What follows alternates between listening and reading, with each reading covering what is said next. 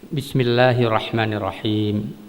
Assalamualaikum warahmatullahi wabarakatuh.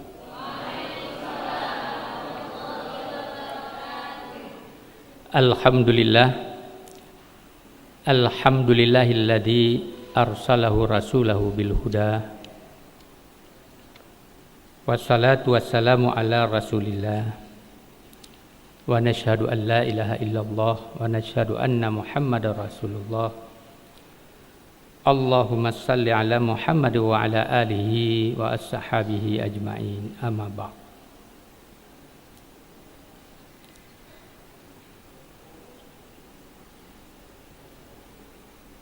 Segala puji bagi Allah, seluruh sekalian alam. Selawat dan salam mari sama-sama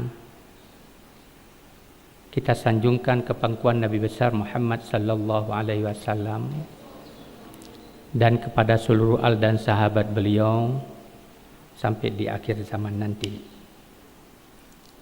Kepada Bapak pimpinan yayasan dan seluruh karyawan dan seluruh para donatur dan anak-anakku yang dicintai Allah.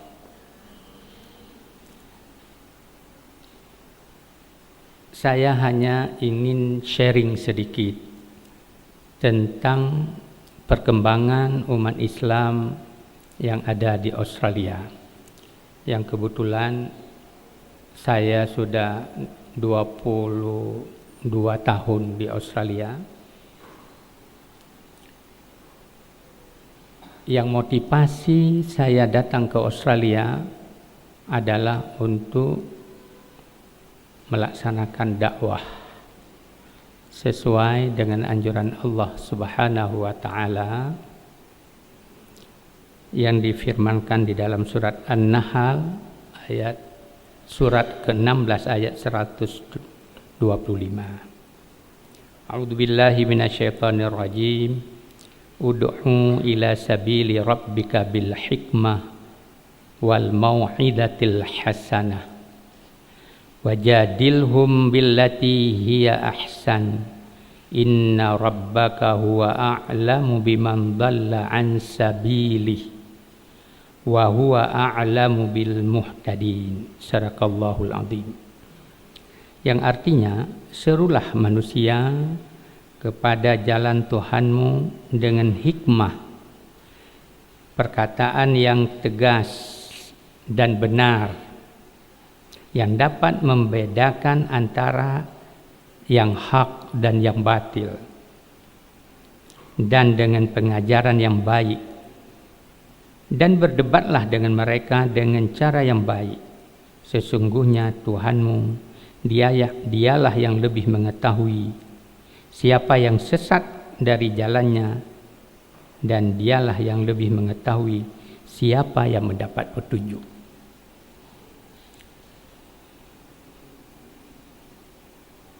Sebelum kita melakukan dakwah, saya ingin share pengalaman saya di Australia itu. Kita perlu dulu mengetahui medan daripada dakwah itu. Jadi Australia adalah salah satu negara yang paling dekat dengan kita. Dengan negara kita yang mayoritas umat Islam. Kita di sini 250 juta lebih. Sementara penduduk di Australia sekitar 28 juta. Umat Islam tidak lebih daripada 2%. Sekarang, berdasarkan statistik pada tahun 2010. 20 tahun yang lalu, tatkala saya ke sana umat Islam 0.8%, enggak sampai 1%. Jadi penambahan itu sangat signifikan. Kalau dilihat dari jumlah 2% itu tidak lebih dari 400.000. Tapi umat Islam yang berasal dari Indonesia, dari 2% tersebut hanya 5%, padahal kita negara paling dekat. Kebanyakan adalah umat Islam yang turunannya dari Libanon, Turki, Bosnia, dan sebagian daripada Middle East. Padahal tanggung jawab kita juga di sini. Negara yang paling dekat dengan kita untuk datang berdakwah ke sana.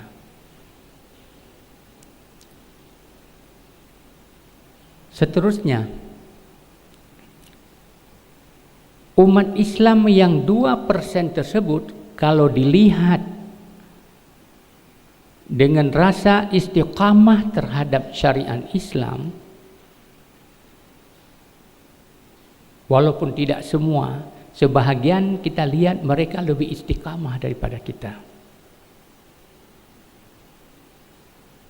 Mungkin akhir-akhir ini kita pernah melihat bagaimana challenge, tantangan dalam umat Islam melaksanakan peribadatan ataupun kegiatan-kegiatan keislaman yang lain. Mungkin sudah dilihat di YouTube atau di televisi, umat Islam susah untuk melakukan ibadah salat Jumat.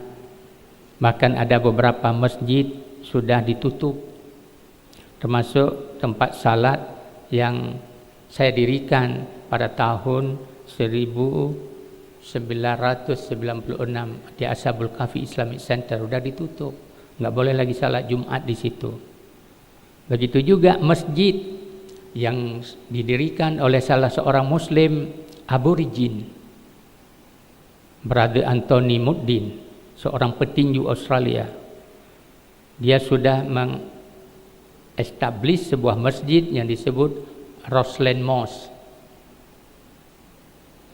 Sebelum Ramadan, pemerintah juga menutup, tapi tidak ditutup habis, dikurangi kegiatan.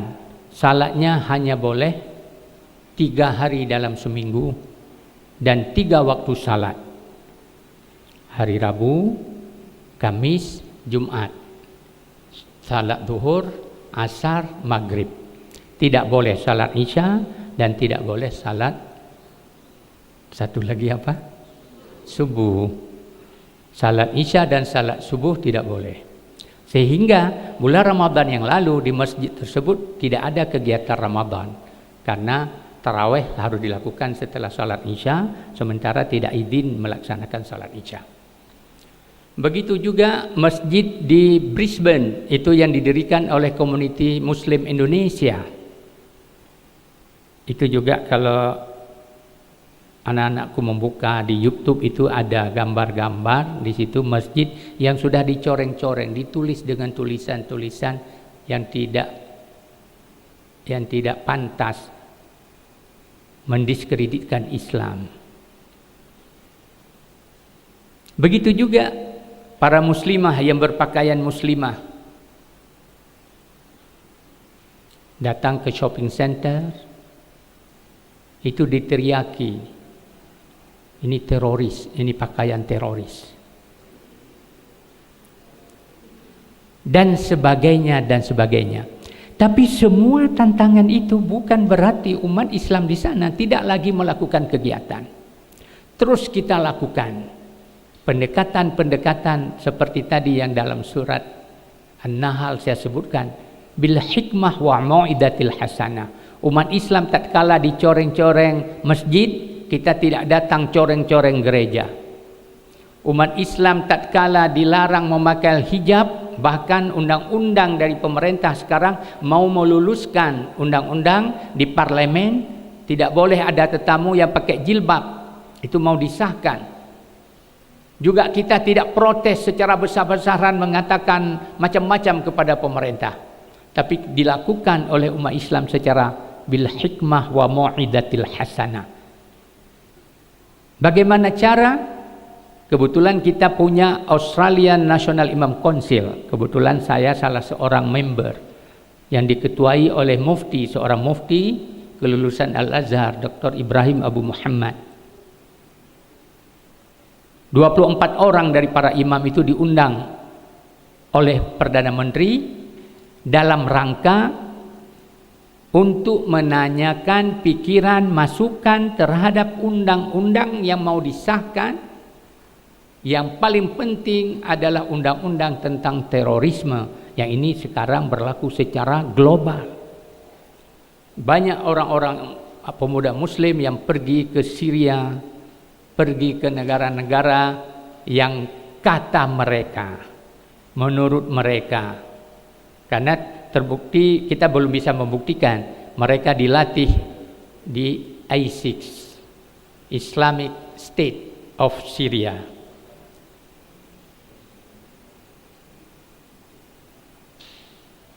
Kita datang, tapi kita buat condition. Kita akan datang dalam undangan tersebut dengan catatan kita tidak mau diekspos. Satu. Yang kedua, kita datang, kita tidak membuat keputusan menerima rancangan atau menolak. Kenapa? Disebabkan kita belum lagi membaca draft daripada undang-undang yang mau digolkan di Parlemen Australia. Perdana Menteri bersetuju, kemudian kita datang 24 orang anggota. Di situ Mufti berbicara dan memintakan hasil daripada kesepakatan para imam, para pimpinan muslim di Australia, di Sydney, kita mensupport kebijakan pemerintah. Itu yang pertama. Kedua, kita tidak bisa menolak atau menerima rancangan undang-undang itu sebelum kita pelajari. Berilah kami waktu dan berilah kami draft daripada undang-undang tersebut supaya kita bisa mempelajari apakah itu bersesuai atau tidak.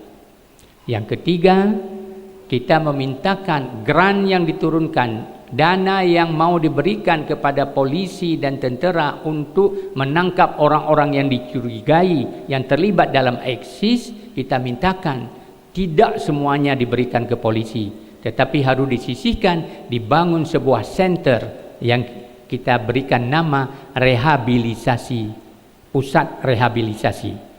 Artinya, seandainya ada orang-orang yang sudah di blacklist oleh Australia yang pergi ke Syria untuk menjadi anggota ISIS, begitu pulang jangan langsung dimasuk ke tahanan, tapi berilah kesempatan kami untuk mendidik, masukkan dalam pusat rehabilitasi ini.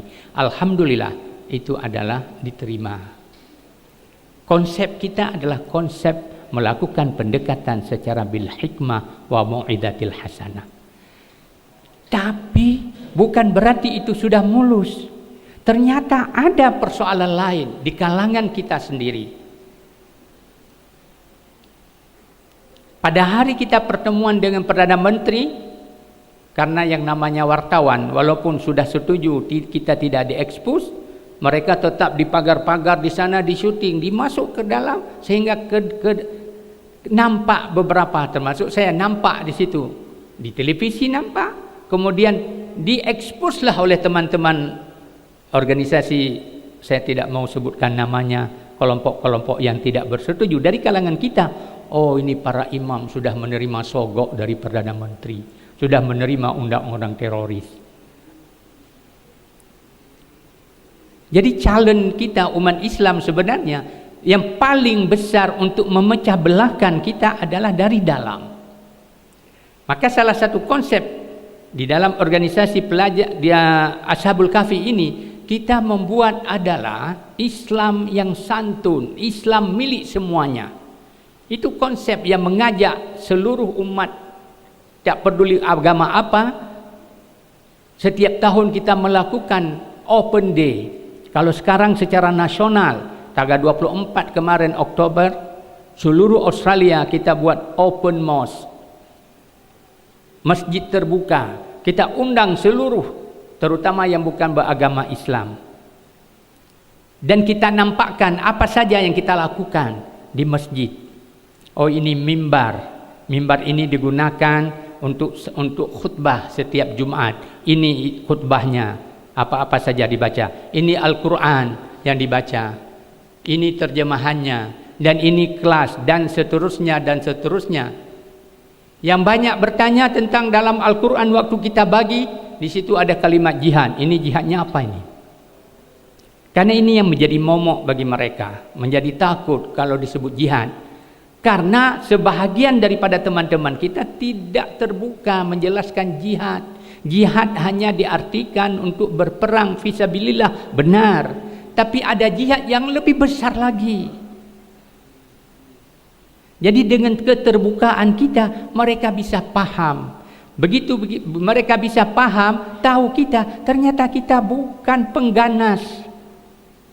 Islam itu bukan pengganas. Kalau dalam istilah fiqh itu ada disebut, kita adalah dafa' sa'il. Dafa' sa'il itu memprotek diri. Kendati pun kita berperang, bukan kita menyerang, kita mempertahankan diri. Kalau kita diganggu. Jadi challenge, tantangan-tantangan dalam berdakwah di Australia itu sebenarnya sangat complicated. Di samping masjid-masjid yang ada itu seperti di capital city, capital Australia, kalau kita Jakarta, ya, di sana Canberra. Canberra di situ kota yang begitu besar, masjidnya hanya 6 buah masjid. Kita ke masjid itu sampai setengah jam driving. Tapi alhamdulillah, azan di masjid nggak boleh pakai sound system, keluar itu nggak boleh. Tapi orang datang berjamaah dari setengah jam 40 menit untuk mengikuti jamaah salat. Kenapa? Masjid itu diciptakan, dikondisikan menyenangkan. Bagaimana menyenangkan? Itu di Canberra, di Masjid Canberra di depan ada playground. Jadi kalau kita ibu-ibu bawa anak yang kebetulan tidak salat, dia bisa main-main dengan anak-anak depan masjid, ada playground di sana sambil menunggu suami atau keluarga yang sedang salat. Begitu juga di masjid itu ada fasilitas-fasilitas olahraga, ada meja pempong di situ.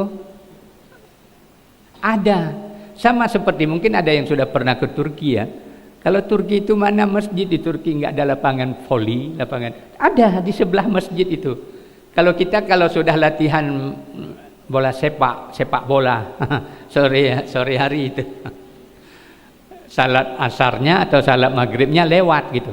Tapi karena itu dibuat dekat masjid, fasilitas itu kita bisa atur ini waktu main setelah asar, berhentinya 15 menit sebelum maghrib. Di situ ada fasilitas untuk mandi dan sebagainya. Saya punya teman satu di Sweden. Istrinya orang Yahudi. Orang Yahudi paling kuat. Dia punya anak satu. Anak itu sampai tamat SMA, dia bisa menjaga, suami bisa menjaga anaknya tetap Islam dan tetap taat kepada Allah. Kaget. Bagaimana Anda bisa mendidik? Bukankah anak itu sangat dekat dengan ibu? Dan orang Yahudi itu sangat strict. Ya benar, anak sangat dekat dengan ibu. Tapi apa yang saya lakukan? Yang saya lakukan adalah pagi hari saya bekerja, sekalian saya bawa anak ngantar ke sekolah. Begitu anak selesai sekolah, saya jemput dia, titipkan di masjid. Saya selesaikan kerja, nanti balik lagi ke masjid, dan dia di masjid di situ dia bisa bermain di situ, bisa belajar di situ. Ada komputer, bukan main game. Ada komputer untuk riset di sana. Jadi kita juga ada fasilitas di satu Islamic Center yang banyak dipakai itu untuk main game gitu. Ini enggak, sudah dirancang gitu. Jadi dia baru pulang nanti setelah Isya jam 10, begitu pulang udah tidur. Udah capek. Dia nggak ada komunikasi dengan ibu yang bisa mempengaruhi keyakinannya. Itu dilakukan saban hari. Bagaimana dengan weekend? Hari Sabtu atau hari Minggu? Itu ada kegiatan ekstra. Yaitu yang memang di Australia kita kalau hari Sabtu Minggu, karena kalau Monday to Friday itu orang kerja susah untuk Di sana kan susah untuk mengajak dakwah semacam semacam di Indonesia, di Surabaya, di sini susah kalau hari-hari biasa. Orang mindsetnya adalah duit. Seorang supir taksi misalnya. Dan ini pengalaman saya waktu mendirikan Ashabul Kahfi kelas Fardhu Ain, kelas baca Iqra. Kan ada buku Iqra itu. Baca Iqra hari Minggu di Punchbowl Public School. Orang tua tidak ada waktu untuk mengantar anak ke madrasah, ke sekolah. Terpaksa kita beli sebuah bas menjemput anak-anak itu. Jemput anak itu ke rumah. Luar biasa. Ustaz di sana double job. Pertama pagi hari jadi driver, jemput murid. Sampai ke sekolah, drop murid, kurang bersih sekolah, atur bersihkan dulu. Bangkunya letakkan itu.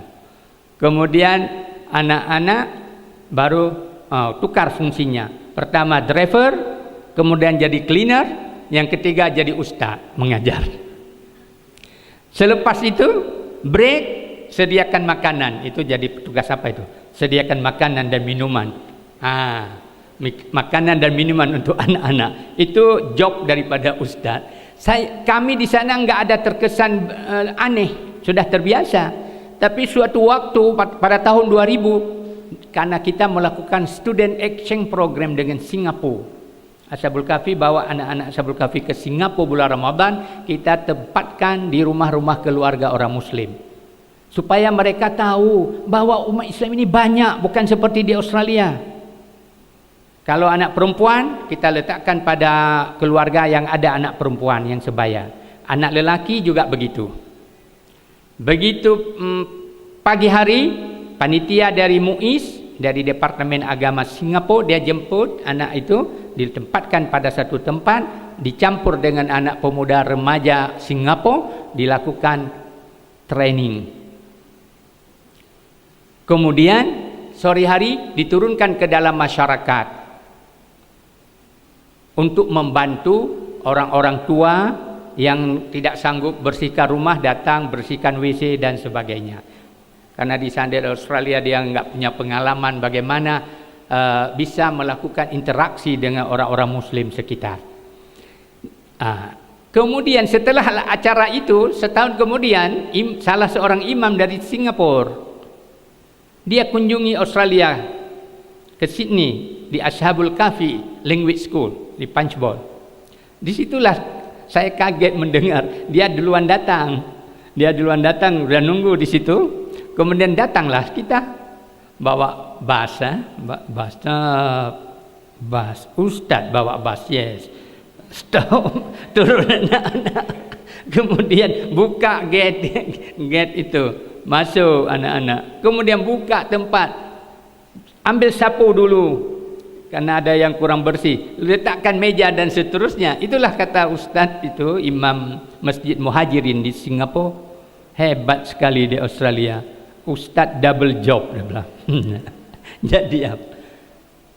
Kalau kita tidak melakukan itu, mungkin anak-anak karena kesadaran dari orang tua, saya katakan kebanyakan orang Muslim yang ada di Australia ini, challenge yang lain adalah intelektual terhadap keislaman itu terbatas.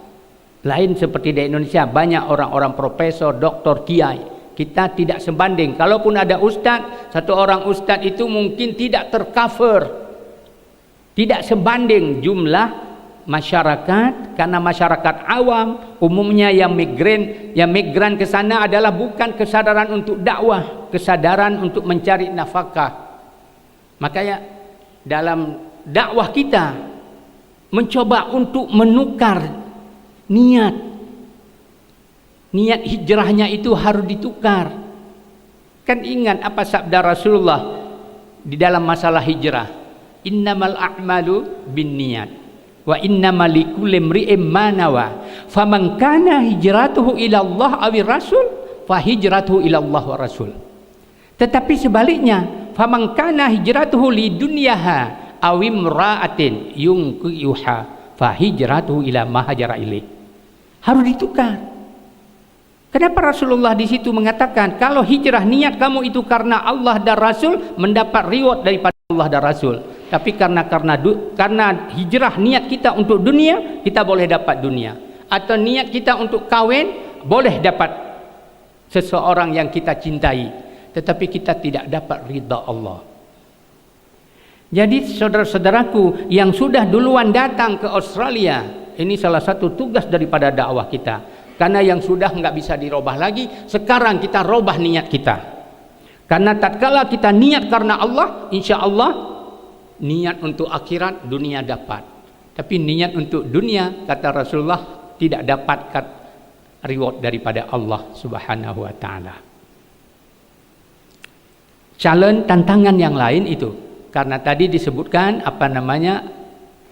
alim tidak sebanding dengan para jamaah.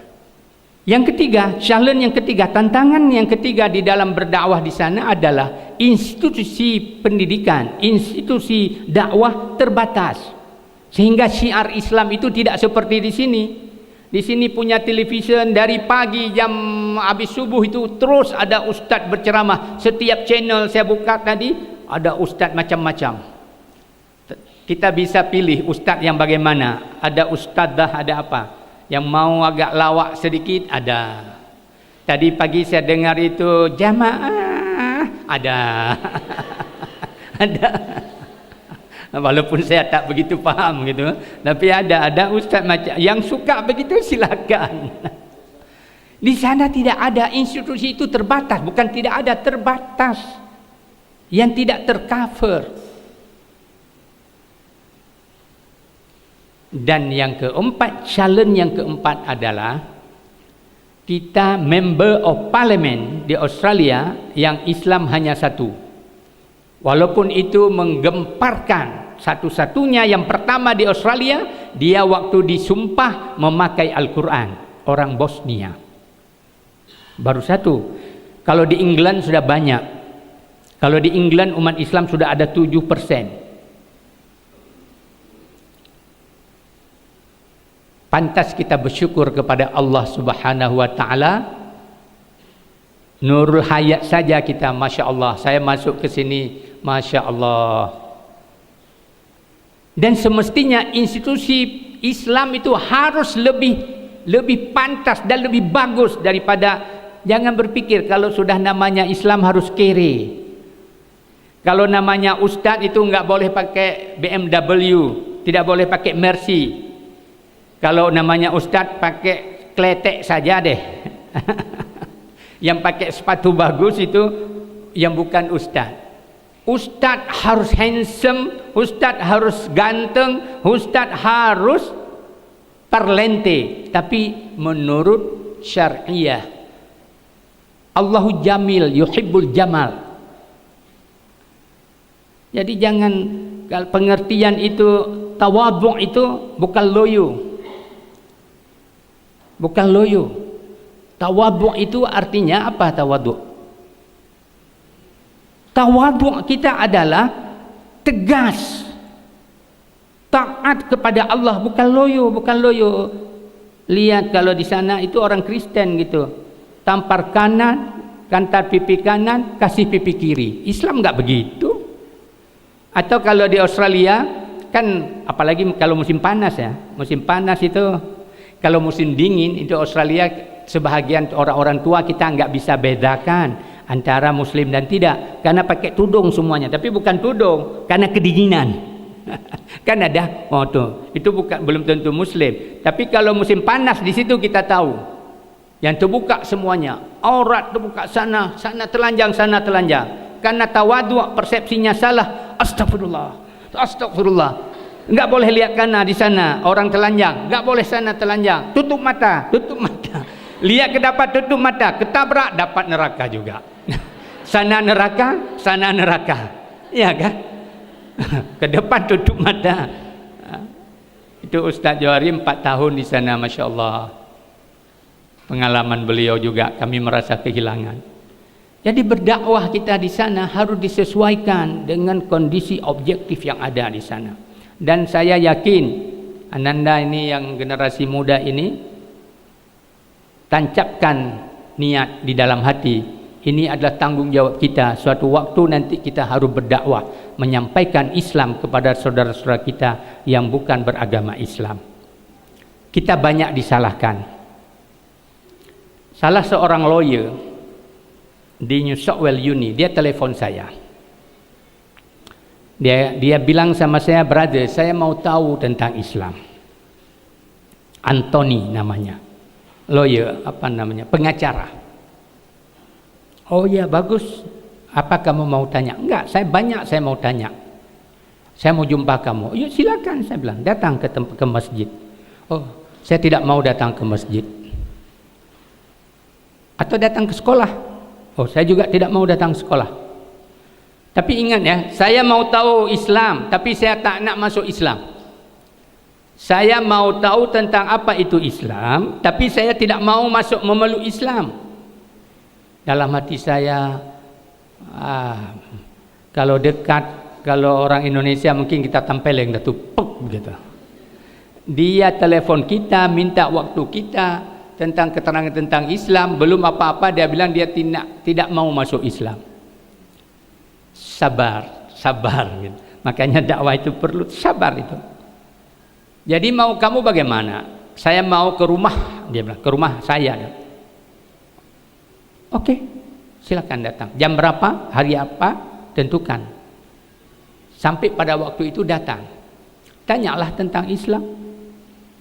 Alhamdulillah Allah kasih hidayah. Setelah 1 jam dia tanya tentang Islam. Oh, kalau begitu Islam, sekarang juga saya masuk Islam. Itu adalah buah dari kesabaran. Buah dari kesabaran dalam pengislaman orang. Begitu juga dalam pendekatan yang saya sebutkan tadi, challenge itu apa? Buah kesabaran muslimah yang dicaci maki, mengatakan macam-macam terhadap muslimah karena memakai jilbab. Kalau driving itu dipaksa oleh polisi buka, itu bukan jilbab begini, burdah. Tahu burdah? Yang tutup ini yang kelihatan mata saja. Yang lain tutup. Polisi kan kalau di stop itu kan dia perlu lihat kan mana SIM-nya, perlu lihat. Waktu itu dipaksa buka itu, dia tidak mau sampai ke pengadilan. Sampai ke pengadilan, kita waktu itu memang dia kecewa. Kita mufti katakan waktu itu kita sabar saja dulu. Sabar, kita akan bicara dengan polisi. Kemudian kita propose kepada polisi, seandainya ada orang memakai hijab, memakai burdah, kena pemeriksaan, kena tilang, kebetulan yang menilang itu adalah laki-laki, tolong Pak polisi, cari polisi yang perempuan untuk membuka dia. Kalau tidak ada, bawa ke kantor polisi. Alhamdulillah itu disetujui. Sekarang sudah. Begitu juga buah dari kesabaran yang rancangan undang-undang mau diluluskan supaya orang berjilbab tidak boleh ke parlemen. Buah dari kesabaran itu tidak jadi diluluskan. Siapa yang membela? Member of parliament hanya 1 orang muslim, 1:99 enggak, terkalah lah. Yang membela justru partai-partai orang-orang yang bukan Islam. Itu diskriminasi. Mereka tidak ada masalah, tidak ada halangan dengan berjilbab. Orang yang bukan agama kita. Begitu juga yang mencoreng-coreng mobil orang muslimah. Buah dari kesabaran. Sekarang datang lawyer, artis memakai jilbab walaupun bukan jilbab benaran, dalam solidariti terhadap umat muslimah. Setiap Sabtu mereka bawa bunga mawar memberikan kepada muslimah yang selama 2-3 minggu ini dicaci maki. Inilah konsep bil hikmah wa mu'idatil hasanah. Jadi kalau konsep kita kulil haq walau kana muran itu benar, tapi lihat kondisinya itu. Lihat kemampuan kita bagaimana.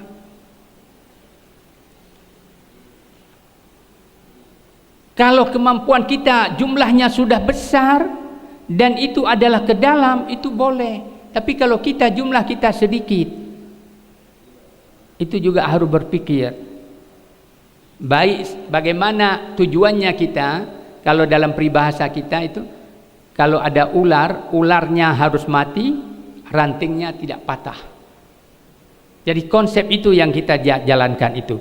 Dengan cara penyebaran Islam yang saya sebutkan tadi, masjid dilakukan open mosque, sehingga kita masjid di Australia, the rule of the mosque in minority Muslim country. Kita buat sebuah konsep bagaimana peranan masjid di negara-negara yang minority Muslim.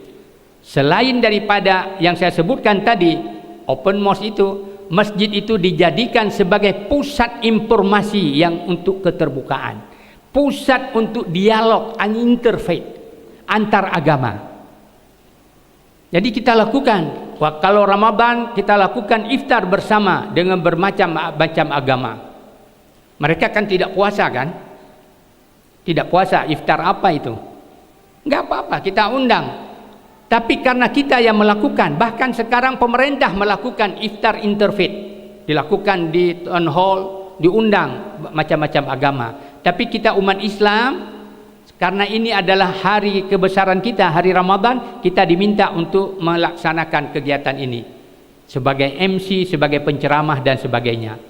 Jadi oleh penceramah kita, pas berceramah 30 menit sebelum iftar, dijelaskan apa itu Ramadan, apa itu puasa. Sampai nanti kita baru silakan minum tatkala mulai azan. Allahu Akbar, Allahu Akbar. Dengan demikian, mereka yang selain daripada agama Islam tahu kita ternyata agama yang sangat santun. Agama kita bukan teroris. Justru agama kita adalah untuk perbaikan karakter kita. Puasa itu untuk apa? Siapa yang rugi? Agama apa yang rugi kalau kita berpuasa? Dan kita lakukan itu semuanya dalam rangka ibadah kita kepada Allah Subhanahu wa taala.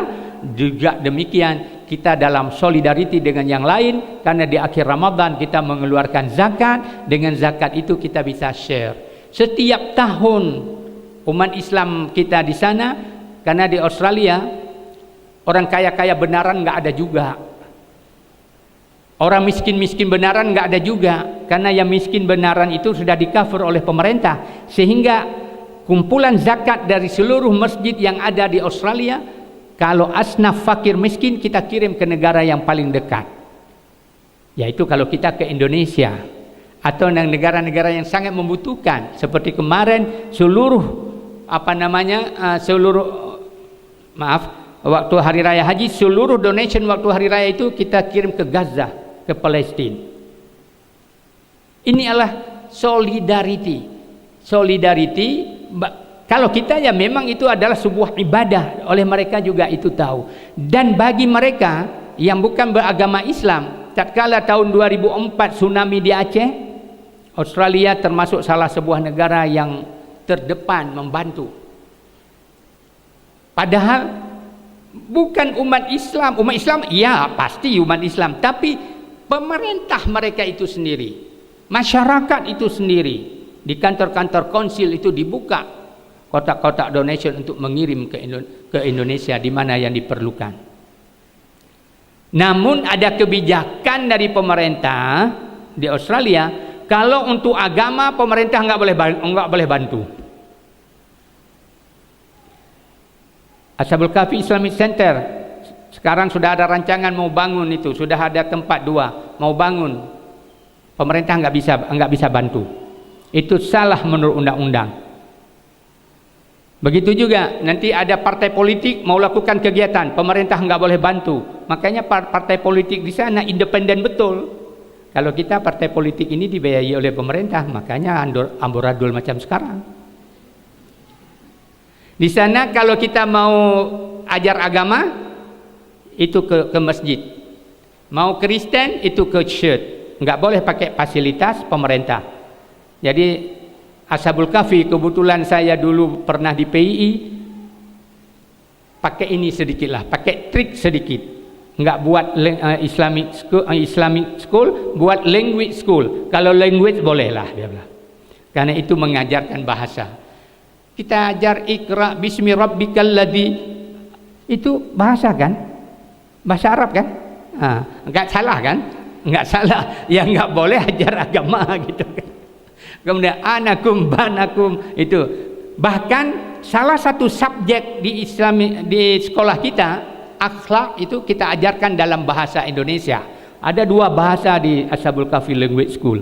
Bahasa Arab, kalau ditanya mereka. Padahal yang kita ajarkan, dan bahasa Indonesia. Padahal yang kita ajarkanlah itu semuanya pelajaran-pelajaran Islam. Pelajaran-pelajaran Islam yang kita ajar. Pelajaran akidah kita ajar. Kita ajarkan hadis, tafsir dan sebagainya. Tapi kalau nanti kita sudah ada tempat sendiri, itu nggak ada persoalan, mereka nggak akan bisa buat apa-apa lagi. Kemudian masjid juga kita laksanakan sebagai tempat konsultan. Ada orang, ada remaja, ada pemuda yang mau berkonsultasi. Ada yang belum beragama yang mau tanya tentang agama. Kemudian ada keluarga-keluarga yang bermasalah. Masjid itu digunakan sebagai tempat untuk konsultasi. Yang sangat menarik adalah masjid itu kita jadikan sebagai tempat training. Itu dilakukan training intensive course. Dilakukan setiap Ramadan. Walaupun dengan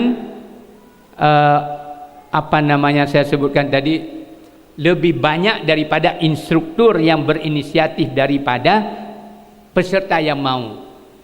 Jadi kita mengundang peserta dengan fasilitas macam-macam supaya dia mau ikut. Jadi kadang-kadang saya sempat berbicara juga dengan orang tua. Ini sebenarnya yang perlu di training bukan anak-anak, ini orang tua yang harus kita training. Bapak, ibu harus kita training. Kadang-kadang saya ketuk hati, kita tidak adil kepada anak kita. Bapak-bapak, ibu-ibu yang dari Indonesia, bagaimana kita dididik oleh orang tua kita dulu? Diantar kita ke SD pagi hari, sore hari ke surau, atau sebaliknya, tiap hari. Tetapi kita begitu punya anak, seminggu sekali nggak ada waktu mengantar anak untuk mengenal Allah, untuk mempelajari ilmu Allah. Bagaimana tanggung jawab kita nanti di hadapan Allah Subhanahu wa Ta'ala? Anak itu menjadi fitnah, cobaan. Nanti akan diminta pertanggungjawaban oleh Allah Subhanahu wa Ta'ala. Tapi ini belum terlambat. Alhamdulillah, kesadaran demi kesadaran, kesadaran demi kesadaran. Jadi nanti ya ini juga dalam forum ini kita juga sangat mengharapkan bagaimana nanti Pak Heri bisa hadir ke Australia, memberi motivasi kepada kita di sana, sehingga anak-anak kita, terutama orang tua kita, Ashabul Kahfi Islamic Center yang sekarang sedang di-ban oleh pemerintah, artinya kegiatannya tidak bisa di situ, tapi alhamdulillah pemerintah juga dengan pendekatan kita diberikan senior citizen center tempat kita salat Jumat. Dan seluruh kelas-kelas diberikan kembali kepada Punchbowl Public School, semua kelas, karena selama ini kegiatan di tempat kita itu tidak profesional, tidak mengikuti undang-undang di sana, karena di sana semuanya undang-undang. Tidak boleh melanggar dengan undang-undang. Rumah kita sendiri, kamar kita sendiri, selama ini kamarnya 3, sekarang mau buat 4 dalam rumah. Itu nggak ada ketahuan konsil, bisa dibongkar itu. Kemudian ada tanah kita beli, kita izin untuk sekolah. Izin untuk sekolah. Kemudian ada jualan di situ. Ya, itu juga dibongkar. Kalau untuk sekolah. Atau izin untuk jualan, taunya ada tidur di atas, itu juga dibongkar, nggak boleh tidur, bukan izin untuk tidur. Kalau izin untuk tidur artinya residential area, ini rumah. Kalau kita kan ada rumah, di depan ada kedai sedikit kan ada, nggak boleh di situ. Kalau kedai-kedai, kalau rumah-rumah, apply dari awal. Jadi Ashabul Kahfi, alhamdulillah kita sudah masukkan proposal ke konsil Ashabul Kahfi Islamic Center sebagai community purpose. Community purpose di situ kegiatan masyarakat. Kegiatan masyarakat macam-macam kan? Macam-macam di situ. Mau ada kelas lah di situ, mau ada lecture, mau ada training, mau salat, mau itu kegiatan masyarakat. Mau gym di situ boleh. Alhamdulillah. Mohon doa dari bapak-bapak, ibu-ibu sekalian dan anak-anakku sekalian. Mudah-mudahan dalam waktu tidak terlalu lama, 2 tahun ke depan sudah bertambah lagi sebuah center di Australia atas nama Ashabul Kahfi Islamic Center. Walaupun sampai sekarang kalau singgah di Australia di tempat itu ada kegiatan, tapi bukan nggak boleh kegiatan ramai-ramai. Kalau untuk salat 5-10 orang masih bisa. Kalau mau tempat kegiatan meeting masih bisa. Tapi kalau ramai salat Jumat itu nggak boleh. Sehingga kalau salat Jumat, apalagi sekarang salat Jumat udah dikasih tempat oleh pemerintah, itu untuk salat Jumat kamu harus profesional.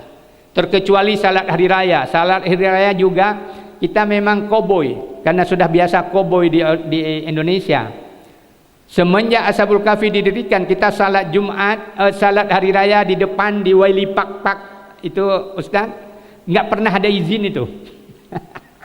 Nggak pernah ada izin. Jadi tahun kemarin begitu kebetulan saya masuk rumah sakit salat haji yang lalu. Jadi ada ustaz yang jadi, karena setiap tahun khatibnya kita undang dari Indonesia.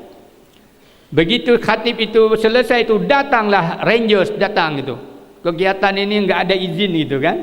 Siapa bertanggung jawab? Oh iya, dalam rumah sakit dia bilang, di situ aman sedikit karena saya dalam rumah sakit itu. Ya, saya waktu itu mau operasi mata, rumah sakit. Pagi-pagi itu jam 7 dibawa ke rumah sakit operasi mata.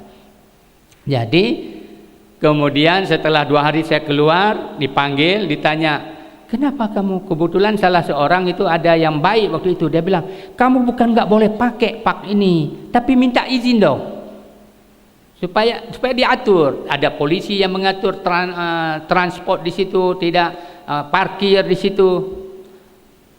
Oke, kita cobalah gitu. Kita mulai tahun kemarin, tahun haji yang lalu ini, kita sudah resmi tempat itu dipakai oleh Ashabul Kahfi 4 itu untuk salat Jumat. Untuk salat Idul Fitri atau Idul Adha. Rupanya mereka selain kalau minta izin itu rupanya ada embel-embelnya, Ustaz. Bukan minta izin diizin itu saja, ada prosedurnya. Prosedurnya berarti sekali pakai itu kita kena bayar 1.500. Jadi, tapi nggak apa-apa. Alhamdulillah untuk syiar itu. Syiar karena di situ kita seluruh umat Islam yang ada di sekitar bisa hadir untuk di pagi hari raya. Dan kalau siapa tahu nanti berhari raya di sana, singgahlah di Waili Park, Ashabul Kahfi Islamic Center Waili Park, dan di depan itu ada playground. Kebanyakan alhamdulillah juga tempat itu kita dapat, Allah sudah itu kehendak Allah. Kita tak perlu buat playground sendiri karena pemerintah sudah buat playground. Kalau misalnya ini sebelah sini, sebelah sana itu besar playground. Setiap weekend orang bisa barbecue di situ, bawa anak-anak di situ. Anak-anak mengaji ke tempat kita juga, tidak seperti dulu harus pakai van. Sekarang anak-anak minta sendiri ngaji. Kenapa? Mau main nanti habis ngaji bisa main di playground. Tapi nggak apa, alhamdulillah itu juga salah satu motivasi. Demikianlah, mudah-mudahan apa yang saya sampaikan itu kalau benar datangnya dari Allah, salah dari saya. Dan apalagi? Ya, tanya jawab silakan, kalau misalnya ada yang mau bertanya ya silakan. Ya, baik. Terima kasih Ustaz. Bapak Ibu yang mungkin mau bertanya silahkan, dari bapak-bapak dan dari ibu-ibu silahkan. Ada? Ya, ya Bu.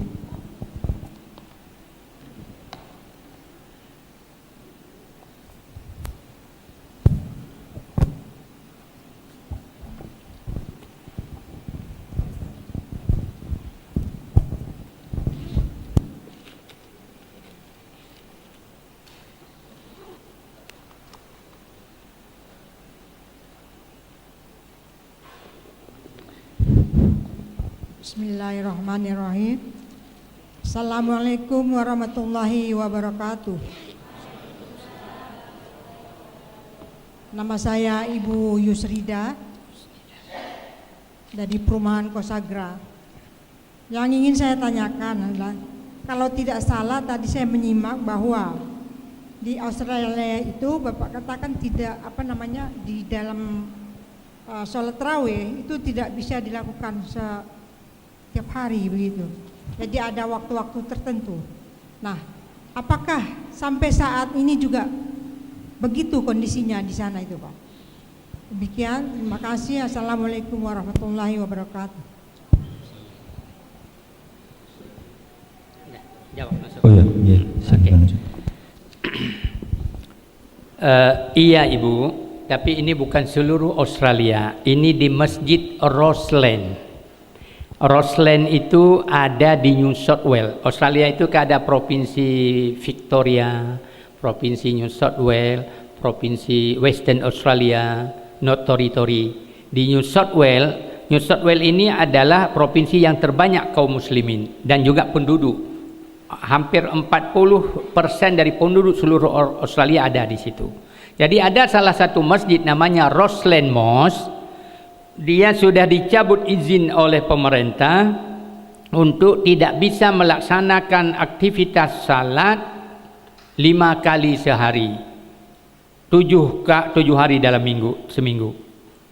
Dia hanya diberikan izin 3 hari dalam seminggu dan 3 kali waktu salat, Zuhur, Asar, dan Maghrib. Sampai sekarang masih begitu. Tapi kita juga terus berusaha. Baru-baru ini kita lakukan petition. Petition itu kita buat surat tanda tangan kita dari kaum muslimin yang ada penduduknya di sekitar ini memohon kepada pemerintah supaya dapat memberikan izin kita salat 5 kali sehari. Dan kita bisa menjaga ketertiban dalam parkir.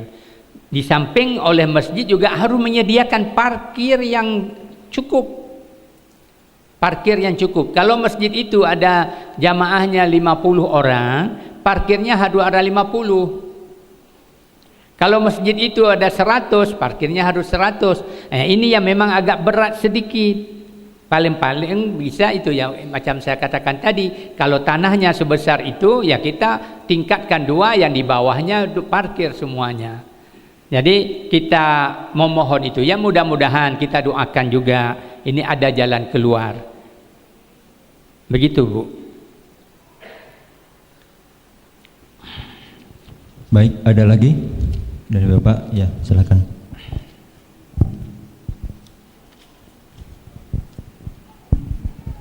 Assalamualaikum warahmatullahi wabarakatuh. Waalaikumsalam. Yang pertama saya tanyakan adalah soal kebebasan dan konsep demokrasi yang di sana gitu ya. Artinya ketika ada pelarangan sholat gitu ya, itu kan padahal di situ tidak mengganggu orang lain gitu ya, tidak mengganggu. Itu alasannya kenapa pemerintah sampai membatasi gitu ya, gitu ya. Padahal orang-orang Nasrani di sana yang beribadah di gereja kan juga nggak dibatasi gitu ya. Alasan mereka karena di SD menggembar-gemborkan tentang demokrasi gitu ya. Yang pertama. Yang kedua terkait dengan di Indonesia gitu ya. Kalau di Indonesia ini kan ada beberapa kelompok yang cenderung dakwahnya itu orang menilainya terlalu keras misalnya. Artinya dia menganggap negara ini negara kafir dan sebagainya, dan itu digembar-gemborkan seperti itu sehingga efeknya itu kan di kalangan muslim sendiri di Indonesia itu sering terjadi friksi gitu ya. Nah, itu menurut Ustadz bagaimana konsep dakwah mereka yang sebenarnya benar gitu ya. Artinya yang disampaikan itu benar, tetapi memang style gayanya mereka memang begitu karena menganggap bahwa Indonesia ini mayoritas gitu ya. Nah, mungkin gitu Ustaz. Terima kasih. Assalamualaikum warahmatullahi wabarakatuh. Iya benar. Di Australia setiap ada larangan mesti ada alasan. Tidak mungkin dilarang sesuatu kalau tidak ada alasan. Siapapun, termasuk pemerintah, kalau melarang mengatakan tidak boleh lakukan ini, alasannya apa? Kalau alasan itu tidak bisa dipertanggungjawabkan, kita bisa appeal. Jadi alasan pelarangan salat 5 kali di sana, ya alasan yang pertama adalah Masjid itu tidak memenuhi persyaratan masalah parkir. Yang kedua, alasannya jamaah tidak bisa mengatur parkir yang telah ada, mengganggu orang sebelah, parkir di driveway, dan itu berlaku. Alasan yang ketiga, tradisi orang-orang Middle East dan orang-orang India biasanya, kalau pernah ke India atau ke Pakistan, coba lihat. Begitu mereka selesai salat, itu enggak pulang langsung, berdiri di jalan-jalan itu. Ngomong itu, buat kelompok-kelompok, sehingga lalu lintas itu terganggu. Dan sampai hari ini, setiap Jumaat itu di Sydney, di masjid di Roti Hill, Surrey Hill, Masjid Rasi Hill, setiap Jumaat Bilal mengatakan, brother, setiap salat silakan balik terus ke mobil, pulang. Tidak pernah diubris. Ini mungkin kebiasaan kita yang tidak baik. Sudah begitu, udah, karena seminggu sekali jumpa teman, udah berdiri di jalan itu, mengganggu orang lain itu. Jadi bukan tidak ada alasan, ada alasan. Dan insya Allah kalau kita bisa penuhi itu, kita bisa proof, oh kita sudah cukup parkir, dan kita bisa menjaga maka itu dalam petition itu petition kita minta supaya kemudian masalah ganggu keluar memang nggak bisa, karena sound system aja nggak bisa keluar, sound system nggak bisa keluar, dia harus ke dalam. Mic-nya ini di masjid kita di sana nggak boleh suara keluar, itu memang sudah semuanya begitu. Gereja pun nggak bisa, gereja juga nggak bisa keluar itu. Cuman untuk gereja, ini ada, karena memang itu wajar karena negara mereka. Gereja nggak ada persyaratannya parkir. Yang paling berat bagi kita parkir. Tapi kita menguntungkan juga, seandainya gereja ada syarat parkir, kebanyakan masjid kita adalah kita beli dari gereja yang tidak ada parkir, itu nggak dipersoalkan lagi. Seperti Masjid Al-Hijrah di CIDE, itu bekas gereja. Dan nggak ada parkir sama sekali. Itu bukan itu persoalannya. Dilarang, di situ tidak dilarang salat, tapi dilarang tidak boleh terlalu banyak, karena dia tidak bisa mengurus parkir di jalanan. Di situ ada tempat tidak boleh parkir. Orang kita karena salat Jumat 2 menit aja, parkir aja di situ, diterik-terwa. Nah, itu yang jadi masalah. Itu kebiasaan tidak disiplin, kan begitu. Kalau Jumat orang kita gitu. Tanyanya Jumatnya kapan? Jam berapa? Jam 12. Salatnya jam berapa? Ditanya. Paham maksud saya? Kalau jam 12 baca khutbah setengah jam, salatnya jam 12.30. Ya datangnya pas jam 12, pas 2 menit sebelum itu. Karena dipikirnya hanya 2 menit, 5 menit salat itu, parkir aja di pinggir jalan salat gitu. Orang nggak bisa lalu lalang di situ. Memang Allah sudah mengingatkan kita, walan tarda angkal yahudu walan nasara, kan begitu. Itu memang kita harus jaga, dan kita jangan berikan peluang kepada mereka untuk mendiskredit kita. Jadi konsep Islam adalah konsep wasatiyah, ummatan wasata. Jangan terlalu ekstrem kanan, atau jangan terlalu lunak ke kiri. Jadi di tengah-tengah, khairul umuri awsatuha. Kalau yang kelompok membidah ini, membidah itu, mensalah ini, mensalah itu, kelompok ini boleh itu, enggak, jangan begitu. Kita yang di tengah-tengah. Ini konsep yang kita lakukan di situ, wasatiyah. Wasatiyah itu bukan berarti lembek, bukan. Kemudian cara penyampaian bil hikmah wa mu'idatil hasanah. Kalau tadi disebutkan yang disampaikan itu benar, tapi terlalu keras. Ya, itu artinya tidak benar itu. Karena tidak boleh terlalu keras. Menurut konsep Quran itu saja sampaikan. Bagaimana Rasulullah? Ingat enggak seorang Yahudi yang setiap pagi tugasnya adalah mencaci maki Rasulullah di Madinah. Setiap Rasulullah pergi ke masjid, wahai para saudaraku, tahu enggak itu si Muhammad itu adalah penipu, macam-macam dikatakan kepada Rasulullah. Setiap pagi Rasulullah pergi ke masjid sampai dia itu di ujung lorong Rasulullah, rumah Rasulullah. Tetapi apa yang dilakukan oleh Rasulullah? Setiap pulang dari masjid Rasulullah, pulang ke rumah tanya Aisyah, siapkan makanan. Rasulullah datang menyuapi makan si Yahudi yang buta itu. Dia tidak pernah lihat karena buta, enggak pernah lihat Rasulullah. Tapi dia sudah caci maki. Sampai di akhir hayatnya Rasulullah wafat, sudah tidak ada lagi yang menyuap itu. Datanglah Sayyidina Abu Bakar ke Sayyidina Aisyah menanyakan, wahai Aisyah, adakah sesuatu yang Rasulullah tidak sempat mengembalikan sesuatu kepada orang lain atau janji-janji Rasulullah kepada yang lain? Tidak ada, wahai ayahanda. Hanya kebiasaan Rasulullah satu yang belum lagi sempat dilakukan. Apa itu? Rasulullah selalunya setiap pulang salat, dia menyuap seorang Yahudi buta itu yang di ujung jalan itu, yang dia duduk di kursi di situ mencaci maki Rasulullah. Kemudian Sayyidina Abu Bakar membawa makanan disiapkan oleh Sayyidina Aisyah sebagaimana biasanya. Datang Sayyidina Abu Bakar menyuap makanan kepada si Yahudi buta itu. Sedang dia makan, dia merasakan siapa yang menyuapi makanan ini. Ini bukan orang-orang biasa. Orang biasa tidak makanan keras begini. Dia sudah halus-haluskan makanan sehingga mudah saya kunyah. Kemudian Abu Bakar, karena Abu Bakar As-Siddiq, dia mengatakannya, benar, ini bukan orang biasa.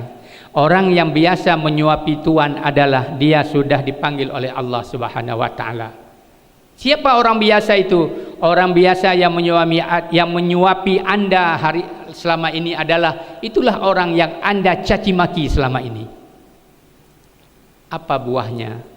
Yahudi buta yang memaki Rasulullah itu kembali kepada Islam. Nggak ada keras kan?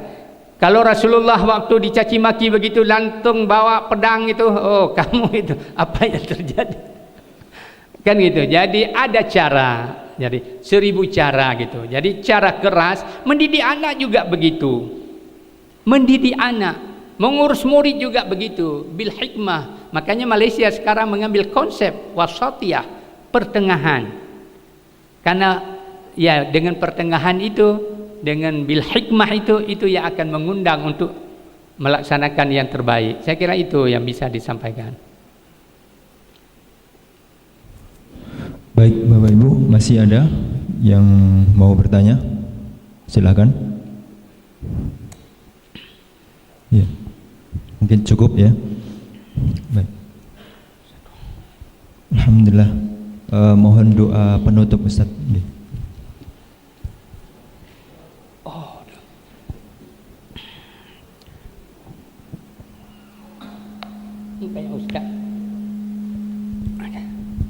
Astaghfirullahaladzim, astaghfirullahaladzim, astaghfirullahaladzim, alladzi la ilaha illa huwal hayyul qayyum, atubu ilaih. A'udzubillahi minasyaitonir rajim. Bismillahirrahmanirrahim. Alhamdulillahirabbil alamin, hamdan yuafi ni'amahu wa yukafi mazidah. Ya Rabbana lakal hamdu kama yanbaghi li jalali wa 'azimi sultanik. Allahumma salli ala sayidina Muhammad wa ala alihi wa sahbihi wa sallim. Allahumma ajirna minan nar, Allahumma ajirna minan nar, Allahumma ajirna minan nar. Allahumma antas salam wa minkas salam wa ilaika ya'udus salam. Fahayna bisalam wa dakinnal jannata daras salam. Tabarakta rabbana wa ta'alaita ya dzal jalali wal ikram. Allahumma jam'a marhuma wa tafarruqa min ba'dihi tafarruqa ma'suma. Rabbana atina fid dunya hasanah wa fil akhirati hasanah wa qina adzabannar. Wa sallallahu ala sayidina Muhammad wa ala alihi wa sahbihi ajma'in. Al-Fatihah.